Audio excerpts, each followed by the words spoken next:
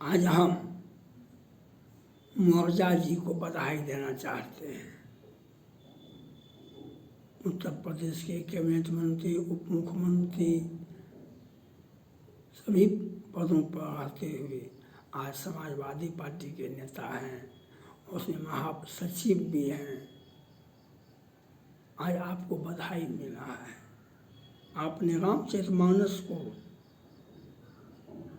जलाया, आपने रामचरितमानस को जलाया, आपने लक्ष्मी जी पर अपना हाल में बयान दिया और आपका साथ माननीय पूर्व मुख्यमंत्री समाजवादी पार्टी के राष्ट्रीय अध्यक्ष अखिलेश यादव जी ने भी खूब दिया, खूब साथ दिया। और आपने पूरे सनातन धर्म को क्या से क्या नहीं किए, इतना नहीं आपसे क्षमता नहीं था आपको पास में, उससे भी आप अधिक किए। आप तो रामायण को जला दिए। लेकिन आप कहूँ मन केहन लगैया, कोर्ट से नोटिस हो गया है। अब आपका मामला क्या हुआ कोर्ट का तो कोई नहीं जाने, लेकिन जो बात निकल के आई है वह आपको पता हो गया। आप तो सीक्रेट रखते थे बात को। क्या मैटर है, भाजपा के सांसद और आपकी बेटी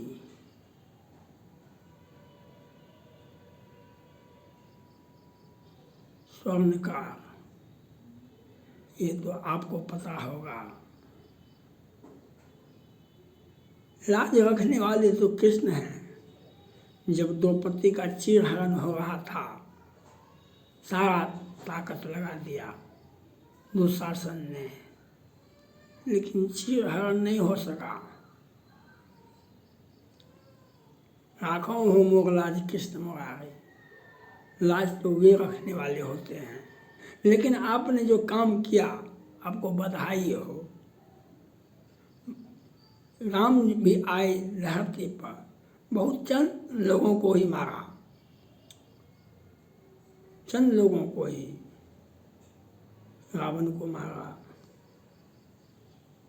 कुंभकर्ण का वध किए और मारे सुबाहु, इस सबको मारे और ज़्यादा हत्या भगवान अपने हाथों से नहीं किए। कृष्ण भगवान आए तो कंस को, शिशुपाल को अपने हाथों से मारे, लेकिन और किसी को भी अपने हाथों से नहीं मारे। लेकिन महाभारत करवा करके कृष्ण भगवान ने महाभारत करवा करके सनातन का विरोध करने वाले सबका हत्या करवा दिए। सनातन का धर्म का विरोध करने वाले को सबका हत्या कर दी। राम ने 2 या 4 आदमी को मारे, लेकिन सनातन का विरोध करने वाले को रावण का पूरा कुल खानदान का सर्वनाश करवा दिए। राम विमुखिया हाल तुम्हारा, रहा न कुल में वो बनहारा। यह आपको नहीं होगा। दंड अनेक तरह के होते हैं, दंड अनेक तरह के होते हैं। और अश्वत्थामा को मृत्युदंड नहीं मिला था, कृष्ण भगवान ने दिए, उसको घाव दे दिए उसको, कहा कि यह जब तक तुम धरती रहेगा, आकाश रहेगा, तब तक तुम जिंदा रहेगा, लेकिन यह तुम्हें घाव तीसता रहेगा, तुम कहीं बैठ नहीं सकता है।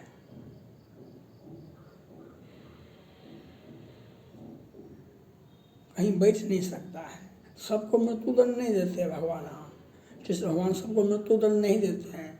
सबको क्या अपराध है। हनुमान जी को रावण ने दंड दिया था पूंछ में आग लगा देने का। सबको अलग अलग अपराध में अलग अलग सजा होती है। तो आपने जो काम किया,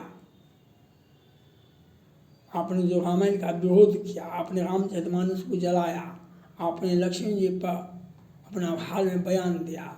अब आप भगवान करें आप स्वस्थ सबल और लंबी आयु जिए, राजनीति में भी रहें, लेकिन यह जो प्रश्न आपके ऊपर आया है वह आपको अपने आप से घृणा आपको कर देगा, आपको अपने आप से घृणा कर देगा और आपके समाज में, आपके जाति बिरादरी में आपके ऊपर उंगलियां उठेगी और आपके सामने में लोग हंसेंगे, किसी को रोक नहीं पाइएगा आप।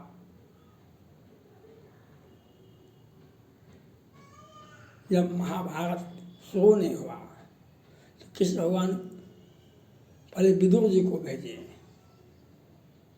और बहुत सारे लोगों को भेजे, अंत में विदुर जी को भेजे, उससे भी बात नहीं बना तो खुद अपने से गए धृतराष्ट्र के महल, और धृतराष्ट्र जैसे देखा वैसे वह अंधे थे, फिर भी उन्होंने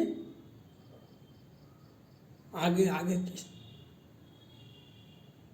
आकर के कहा, ए दुर्योधन, ए दुशासन, द्वारकाधीश तुम्हारे यहाँ आए हैं, ये तुम्हारी सभी समस्या का समाधान दे देंगे, इनको अपने शयन कक्ष में बैठाओ, अपने शयन कक्ष में बैठाओ।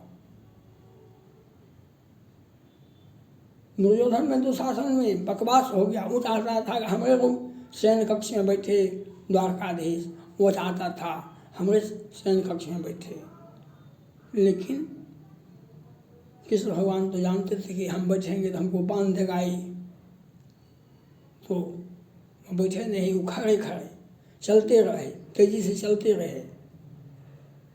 ये लोग आग्रह करते रहे दुर्योधन, आप बैठिए सर, कुछ खाइए, कुछ मलाई मालपुआ और मक्खन, कृष्ण भगवान को मक्खन बहुत प्यारा होता है, वे लेकर के थाल में, राजा का परिवार था वहाँ पर तो कुछ भी सब कुछ उपलब्ध था।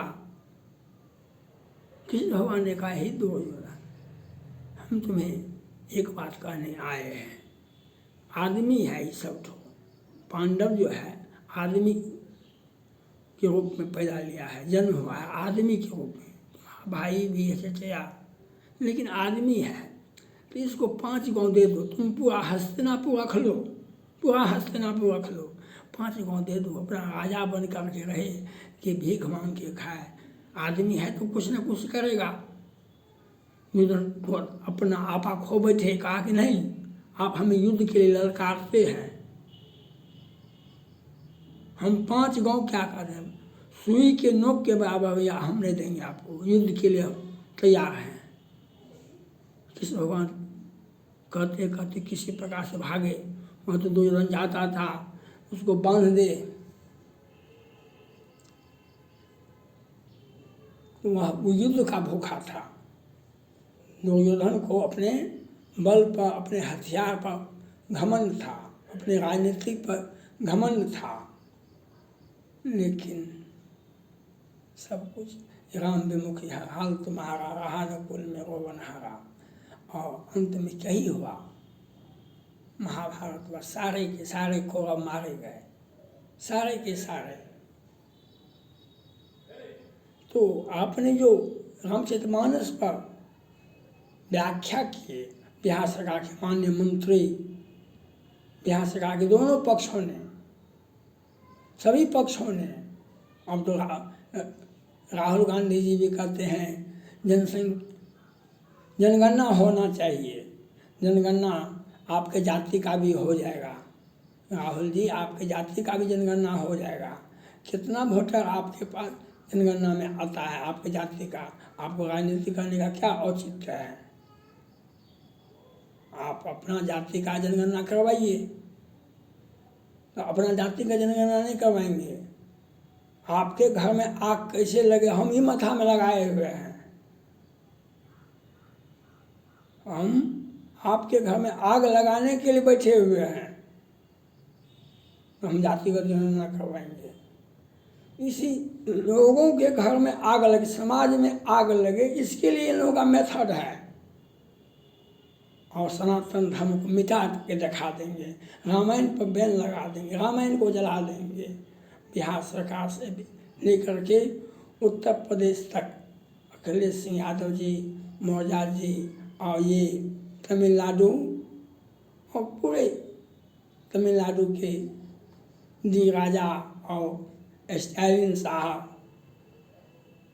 लेकिन जिस प्रकार से कृष्ण भगवान ने दुर्योधन दुशासन को सबक सिखाए, जिस प्रकार से राम ने शूर्पणखा का नाक कान कटवाए, कहा हत्या नहीं किए। जिस प्रकार से रावण और कुंभकर्ण का वध हुआ, मारीच और सुबाहु का वध हुआ, और जिस प्रकार से रामेश्वरम में भगवान शिव को स्थापित किए, यह दिखाने के लिए सनातन धर्म की स्थापना राम ने की है। सनातन धर्म की स्थापना कृष्ण ने किया है। और आप जैसे दो बार विधायक बने, मंत्री बने, मुख्यमंत्री बने, एक बात दो बार है, दुनिया को हम जीत लेंगे, दुनिया को हम जीत लेंगे। जब आँख से आंसू फूटेगा तो आपको कटोरा भी भर जाएगा। मौर्य जी, आपने सनातन धर्म को आपने जिस भाषा का प्रयोग किया था वह समाज में आग लगाने के लिए सफिशिएंट था। लेकिन समाज में आग क्या लगाइएगा? रावण ने आदेश दिया था हनुमान जी को, पूंछ में आग लगा दो। घर किसका जला? रावण का घर जला, हनुमान जी का अयोध्या का घर नहीं जला। हनुमान जी को कुछ नहीं हुआ, वह नहीं जल कर के मरे। नहीं, अयोध्या का घर जला, घर जला, रावण का घर जला, लंका जली। इसलिए किसी के घर में आग मत लगाइए, आपके घर में खुद आग लग गया और आपका राजनीतिक भविष्य आपका खतरे में पड़ जाएगा। और आप तो सनातन धर्म जाके भृकुटि विलास सृष्टि ले होई, भृकुटि विलास सृष्टि ले होई, सपने संकट परे की सोई। भृकुटि विलास सृष्टि ले होई, सपने संकट परे की सोई। जो अपनी भृकुटि पर दुनिया को नचाते हैं, उन पर क्या आप आक्षेप कर सकते हैं? आप आक्षेप क्या होगा? अखिलेश सिंह यादव जी खूब कहते हैं द्वारका में, मथुरा में, वृंदावन में ये ज़्यादा वंशीय कहलाते हैं। कृष्ण भगवान का सब कुछ वृंदावन, द्वारका और मथुरा में है। लेकिन वे इनके सहयोग, इनके वोटर बैंक, इनका वोटर बैंक जो है रोहिंग्या मुसलमान पाकिस्तान में, बांग्लादेश में, वो आकर के कृष्ण भगवान को चारों कात से घेर लिए हैं। कृष्ण भगवान को सांस लेने में भी दिक्कत होता है, लेकिन ये कुछ बोल नहीं सकते क्यों? हमारा वोट बैंक बिगड़ जाएगा। वोट बैंक कितना कुछ कीजिएगा अखिलेश जी या मौर्य जी, सत्ता अब राम का कृपा होता है तो सत्ता मिलता है, राम का, कृष्ण का कृपा होता है तो सत्ता मिलता है। सत्ता जनता की सेवा में होता है। आग लगाने में, समाज में आग लगाने से सत्ता नहीं मिलता, और मिल भी जाता है, अंत बहुत दुखदायी होता है। इतिहास उठा के देख लीजिए। थैंक्स।